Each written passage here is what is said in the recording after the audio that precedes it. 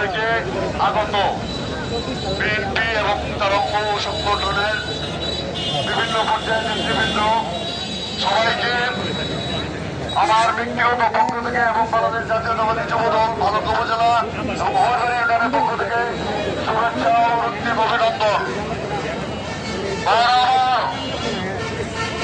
আজকে থেকে সবার সজাগ থাকতে হবে। আগে ছিলাম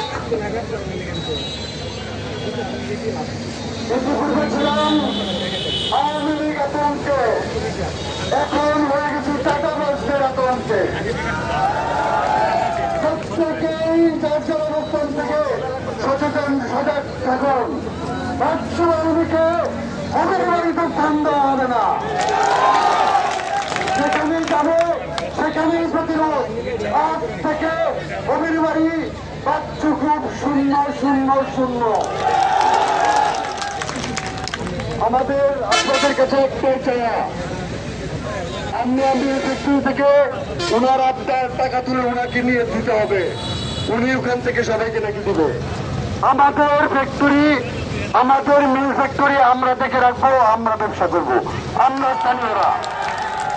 এখানে একজন এসে উড়ে এসে চুড়ে বসবেন, সেটা হবে না। অভিবাসী আজ থেকে ঐক্যবদ্ধ থাকবে এবং শেষ পর্যন্ত ঐক্যবদ্ধ থাকবে। এই আহ্বান দেখে সবাইকে ধন্যবাদ জানিয়ে আমি আমার বক্তব্য শেষ করছি। আল্লাহ হাফেজ।